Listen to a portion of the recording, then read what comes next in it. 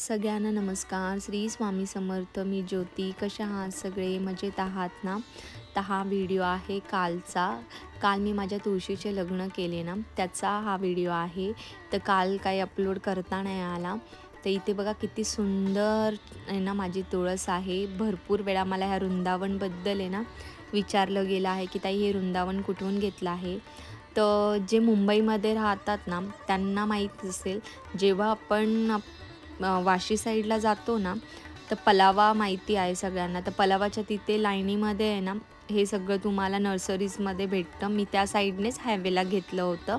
आता कितीला घेतलं काय एवढं लक्षात नाही, पण तिथे तुम्हाला भेटून जाईल. आणि इकडे जे आपलं पेंढारकर कॉलेजपेक्षा ना तिकडे तुम्हाला स्वस्त पडेल. तर इथे इतकी सुंदर दिसत होती ना तुळस, खूप छान दिसत होती. आणि ना म्हणजे प्रत्येक वेळेस काय होतं ना, कुठल्याही देवीला किंवा देवांना आपण सजवतो ना, तर थोडा नॉर्मली आहे ना खूप वेळ लागतो. पण ह्यावेळेस तुळशीने माझी जास्त परीक्षा न घेताना खूप छान नटून घेतलं आणि खूप सुंदर माझी तुळस वाटत होती. तर तुळशी विवाह का करायचा असतो? हे केल्याने आपल्या घरामध्ये याचा काय लाभ होतो? किंवा हे केल्यामुळे आपल्या घरामध्ये कशी सुखशांती लाभते हे थोडक्यात आपण जाणून घेऊया. तुळशी विवाह हा आहे ना विष्णूंचा तुळशीशी विवाह लावण्याचा पूजेचा उत्सव मानला जातो. कार्तिक शुद्ध एकादशीपासून ते कार्तिक पौर्णिमेपर्यंत हा विवाह तुम्ही करू शकतात. असे मानले जाते की या दिवशी श्री विष्णू झोपेतून जागे होतात आणि चातुर्मास संपतो. या 5 दिवसात तुळशीचा विवाह शालिग्राम, विष्णू भगवान किंवा त्यांचे रूप श्री कृष्णांशी लावला जातो. तुळशी माता हे लक्ष्मीचे रूप आहे. विष्णूंना तुळस ही खूप प्रिय आहे. प्रिय असल्यामुळे आहे ना, विष्णू कार्तिकी महिन्यातील देव उठणी एकादशीला संपूर्ण 4 महिने पूर्ण होतात आणि आपले विष्णू भगवान झोपेतून उठतात. तेव्हा तुळशीशी लग्न लावण्याची पद्धत आहे. ज्या घरामध्ये तुळशीचा विवाह होतो ना, त्या कुटुंबामध्ये आहे ना, कधीही आपले जे मुलं असतात, आपले जी बहीण असते, भाऊ असतो किंवा लग्नाची जी कोणी आपल्या घरामध्ये व्यक्ती असते ना, त्यांच्या आहे ना लग्नामध्ये अडचणी येत नाही. आपल्या घरात जर तुळशी विवाह होत असेल तर आपल्या कुटुंबामध्ये ना कधीही लग्नाच्या अडचणी येत नाही. आणि योग्य वर किंवा वधू त्या प्रत्येकाला भेटतो आणि योग्य कुटुंबामध्ये आहे ना आपल्या परिवारामधल्या व्यक्तींचे लग्न होतात.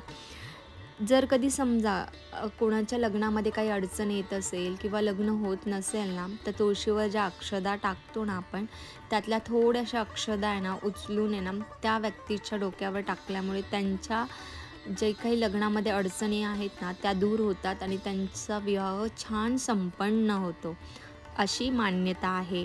आता यामध्ये जर अजून कोणाला काही माहिती माहीत असेल तर त्यांनी नक्की कमेंट्समध्ये कळवा.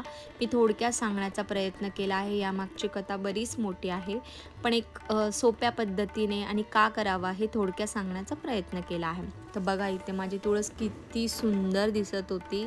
तर इथे छान असं आहे ना, मी वेणीसुद्धा लावली होती, त्यावर गजरा लावला होता. त्यानंतर आहे ना मस्त अशी पर्पल कलरची साडी घातली होती. ही साडी आहे ना, जेव्हा मी नवरात्रीमध्ये ओटी भरली होती ना देवीची देवाऱ्यामध्ये, तेव्हाच आहे ना, ही जी साडी आहे ना ती आहे. जर कधी कोणी ओटीचा आपल्या कुळदेवतेची ओटी कशी भरावी हा व्हिडिओ नसेल बघितला ना, तर नक्की जाऊन आहे ना व्हिडिओ बघा. वर्षभरामध्ये आहे ना नवरात्रीमध्ये नक्की आपल्या कुळदेवतेची ओटी भरली जाते. त्याची संपूर्ण माहिती तुम्हाला त्या व्हिडिओमध्ये भेटेल. तिथे छान मी चौरंग छोटासा मांडून घेतला, कारण देवीचा कळश आणि ओटी वगैरे भरायची होती. आणि इथे ना छान रांगोळी घालून घेतली. तुळशीच्या अवतीभोवती आहे ना मस्त पिवळा आणि लाल मला नेहमी आवडतो तो.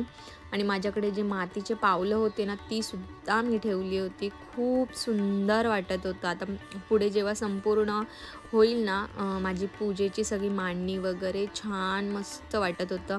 नंतर आहे ना इथे सुंदरशी पावलं ठेवून घेतली. बघा किती सुंदर वाटत आहेत पावलं. ही पावलं ना एवढी खरी-खुरी वाटतात ना, ही मी स्वतःच्या हाताने बनवली आहे. ही दिवाळीमध्ये मी घेतली होती, मातीची होती, म्हणजे 2 वर्षापूर्वी. आणि बऱ्याच जणींनी रांगोळीबद्दल विचारलं होतं ना, खरंच असे साचे तुम्हाला भेटत असेल ना, खरोखर घ्या. खालचा बेस जरी नाही केला, फक्त आहे ना व्हाईट कलरमध्ये जरी रांगोळी घातली ना, आणि त्यात आहे ना थोडीशी लाल पिवळा रंग किंवा इतर कुठलाही रंग टाकला ना, खरंच उंबरठा एवढा सुंदर वाटतो ना. आणि खरंच उंबरठ्यामध्ये आहे ना रांगोळी पॉसिबल होत असेल तर रोजच नसेल पॉसिबल होत तर ॲटलिस्ट मंगळवारी, शुक्रवारी, गुरुवारी किंवा असे विशेष दिवशी तरी तुम्ही रांगोळी घालत जा. आणि ज्यांना कोणाला रांगोळी येत नाही ना त्यांच्यासाठी बेस्ट ऑप्शन आहे. तर खूप सुंदर असं आहे ना मस्त रांगोळी वगैरे काढून घेतली. आणि इकडे दुसरा जो चौरंग मी मांडला होता ना, तर त्या चौरंगावर छान अक्षदा घालून घेतल्या. त्यानंतर त्याला हळदी कुंकू वाहिली आणि तिथे देवीचा कळश मांडून घेतला. छान देवीचा आहे ना कळश मांडून घेतला इथे. इथे सुंदर असं आहे ना. आणि ही पूजा ना अतिशय साधी सिंपल असते. एक कळश मांडून घ्यायचा आहे, त्यानंतर देवीजवळ एक ओटी ठेवायची आहे आणि नारळाला हळदी कुंकू वाहून आणि जसं आपण कळश मांडतो तसा तुमच्याकडे आंब्याचे डहाळ किंवा आपली नागलीची पानं असेल ना तीसुद्धा ठेवायची. माझ्याकडे नव्हती म्हणून मी नाही ठेवली. तर इथे छान आहे ना. इथे बघा मी तुम्हाला मागे सांगितलं होतं बाप्पा मोरया स्टोअरमधून मी ही कडी घेतली होती. तर इथं बघा असा माझा यूज झाला, कारण ते हार बघा मागे पडला आहे ना, तो मी नुसता नारळावर घातला होता तर तो घडी घडी पडत होता. मग मला लक्षात आलं अरे आपण ही कडी आणली आहे. तर बघा किती व्यवस्थित बसल्या गेल्या. आणि हे आजूबाजूचे जे हुक उरले आहेत ना तिथे बाकीचे दागिने तुम्ही घालू शकता आणि एकदम परफेक्ट बसतं. हे म्हणजे ना ज्यांना अशी सजावट करण्याची खूप आवड आहे ना त्यांनी नक्की घ्यावी. त्यानंतर छान एक ब्लाऊज पीस ठेवून घेतला. त्यानंतर त्यावर ओटीचं सामान ठेवलं, एक नारळ ठेवलं, नारळाला हळदी कुंकू लावून त्यावर फुलं ठेवली, तांदूळ 2 बांगड्या होत्या नवीन त्या ठेवल्या, छान गुलाबाचं फूल देखील ठेवलं आणि अशी ओटी देवीसमोर मांडून घेतली.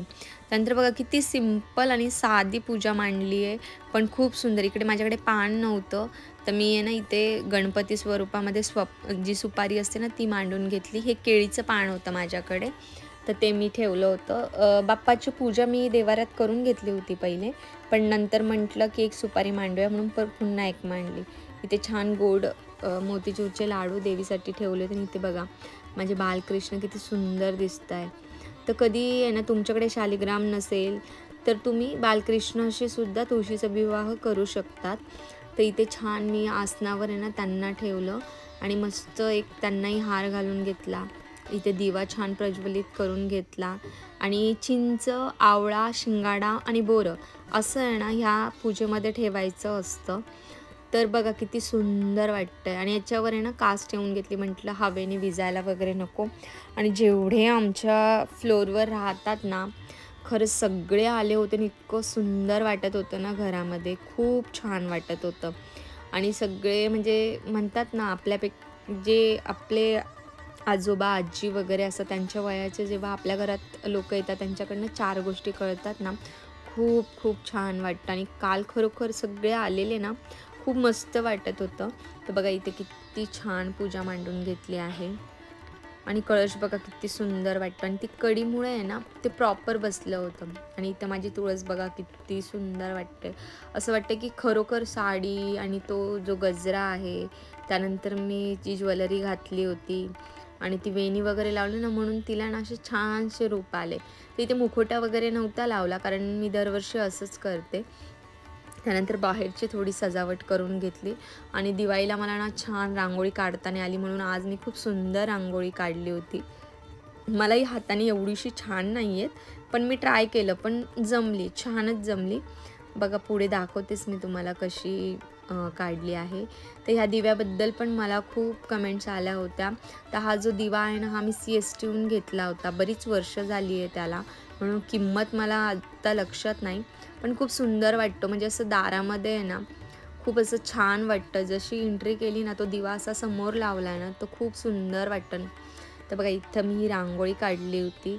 मी फर्स्ट टाईम ट्राय केली पण जमली मला बऱ्यापैकी. न तेवढी प्रॉपर नाही जमली पण सुंदर वाटत होती. आणि उंबरठ्यात आणि हे बघा हे असं एंट्रन्सला आहे आणि छान आहे ना. आज हळदी आहे ना मी हातानेच लावली होती कारण सगळे येणार होते आणि कोण म्हणजे बरेच लोक आहे ना उंबरठ्यावर पाय देतात ज्यांना माहीत नाही आहे ते. तर असं थोडंसं पाय वगैरे दिल्यामुळे आहे ना म्हटलं तशी नको लावायला, त्याला सुकायला वेळ लागतो. तर आम्ही पहिले काय केलं सगळ्या आरत्या म्हणून घेतल्यात. गणपतीची आरती, विष्णूंची आरती म्हणून घेतली, त्यानंतर राधाकृष्णाची आरती म्हटलो, मग तुळशीची आरती म्हटली आणि मग सगळ्या लोकांना बोलवलं. तर इथे पुढे थोडंसं मी ॲड केलं आहे, सगळे लोक आले होते तेव्हा. तर कसा वाटला आजचा व्हिडिओ नक्की सांगा. सगळ्यांना श्री स्वामी समर्थ.